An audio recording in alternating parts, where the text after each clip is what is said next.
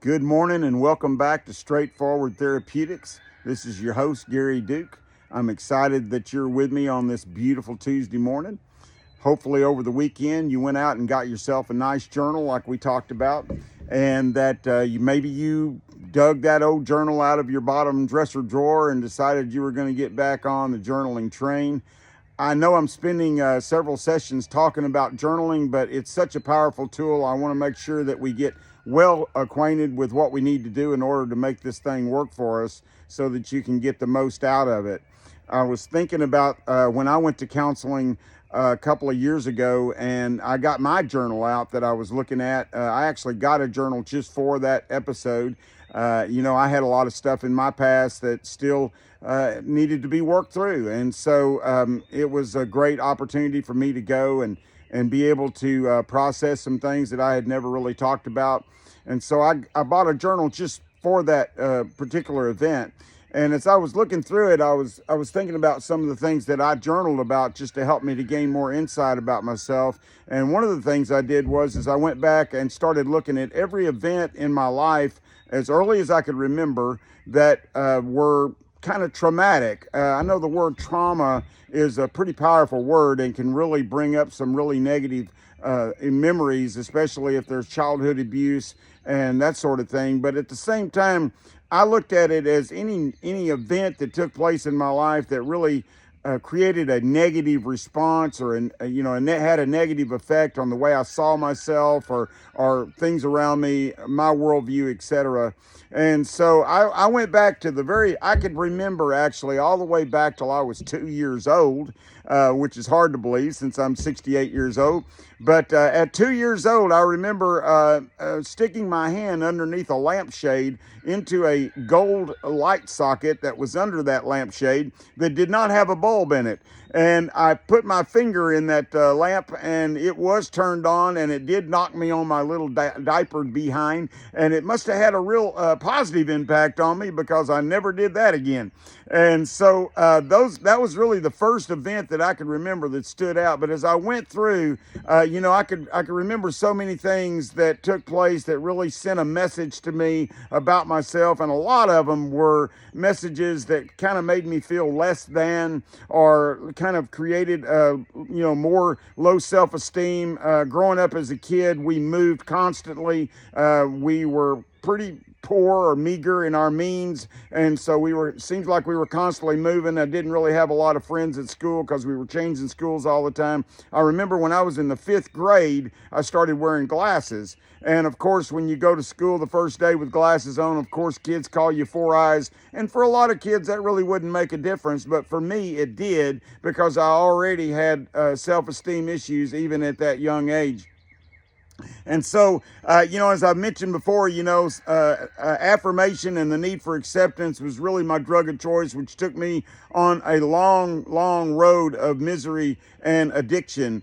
Whenever I came to the Lord at age 29, a lot of people that knew my parents, and my parents were very good people. My dad was a minister. They were not hypocritical in any shape, form, or fashion.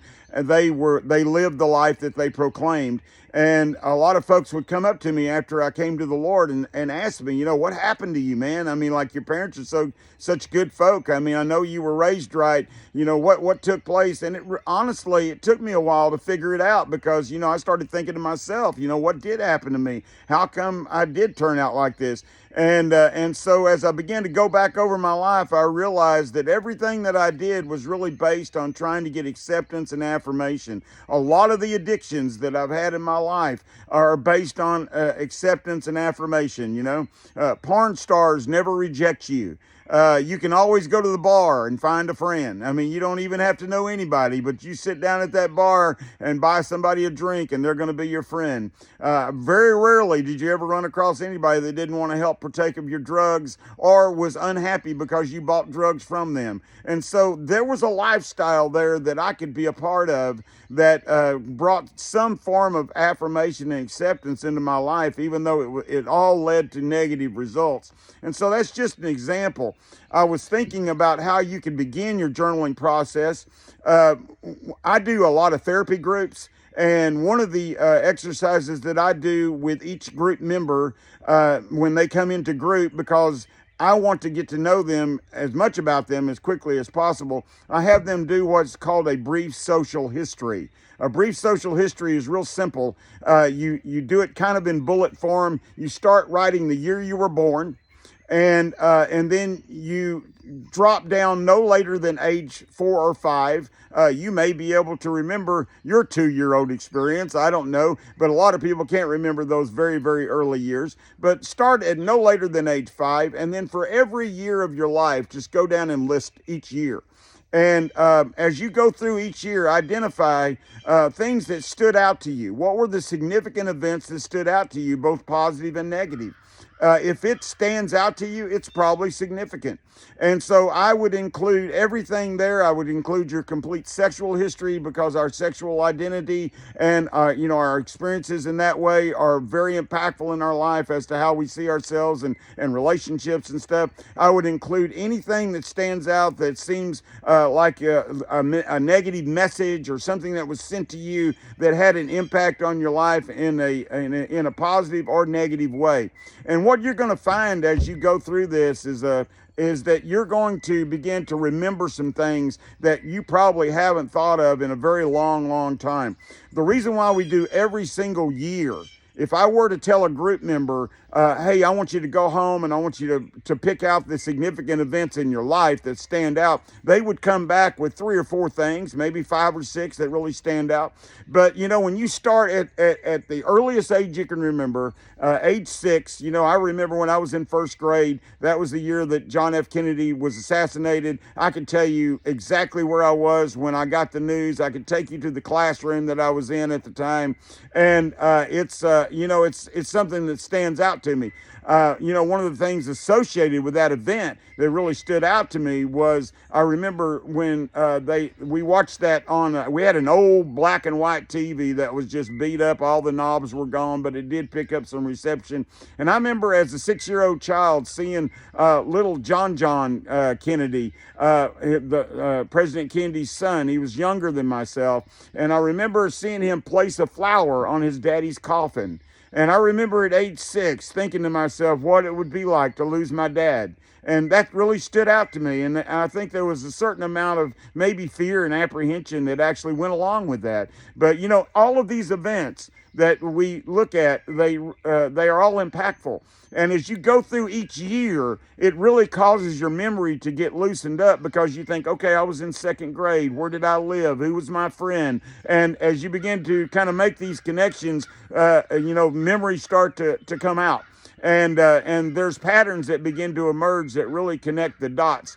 I'm reminded of in the movie The Wizard of Oz, where Dorothy finds the Tin Man, and he's all rusted up and he can't really move around very good, and he can barely move his mouth, and he's over there going, oil can, oil can. You all remember that scene, right? And as Dorothy takes that oil can and starts oiling up the joints in the old Tin Man's body, it isn't very long before they're just skipping down the yellow brick road. And so that's the way it is with our mind. We have to give it a little oil to get it moving in the right direction. But as you do that, those memories will begin to emerge. And that's a great way to begin your journaling process, is just really identifying, what are some things that's taken place that are impactful. Going back and looking over, like I said before, subjects of relationship, or, patterns of abuse that took place or whatever. If something's too painful for you to be able to think about right now, don't think about it. Let's move on and try to come to a place where you're able to grow to where that could be a subject that you actually deal with. I had a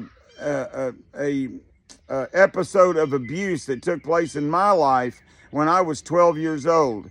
And it took 50 years before I was able to even tell one person about it, and that person was my wife. And it was a very hard thing to do. And but what was so great about that and so powerful and we'll talk more about, telling your stories and the power of telling that story. But what was so great and powerful about that was 1 year later, I actually stood in an auditorium where I gave a speech or a presentation at a mental health conference. And the second time I told my story, I was telling it in front of about 300 people.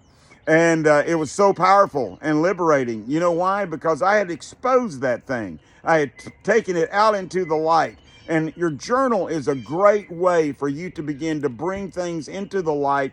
You may not be ready to tell any person in your life about what's going on or some of the most hurtful things that's taken place in your past.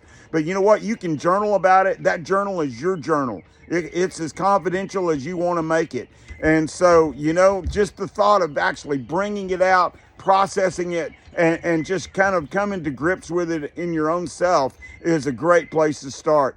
And so I will maybe give us a little more information about journaling in the next episode on Thursday, but we're going to be moving forward. I hope that you're enjoying this. I am so committed to doing this. I think this is something that's going to be very positive for a lot of people as we come together as a community. And as I mentioned before, John Ortberg has a podcast called Become New, and he calls his community the community of, or the fellowship of the withered hand, because the man with the withered hand didn't really want to expose that deficiency in himself, but when he did, healing came. And so we are going to continue to move forward in exposing the things in our life that need healing. I got my dog right here. He's the only dog I got. My dog's name is Dog Dog. And the reason why his name is Dog Dog is because we allowed my 2-year-old grandson to name him. And so that's what you get when you let your 2-year-old grandson name your dog. But he's a sweetheart. And anyway, so I'm going to let you go. And remember, we are Straightforward Therapeutics. Please follow, like, and share. And, get somebody else on the train with us. The more people we got, the better it's going to be. And we're going to figure out ways to where we can connect as a community, or you can connect with me. And I think this is going to be something where we're all working together towards the same goal. And so I will let you go, and I will see you Thursday morning. God bless you.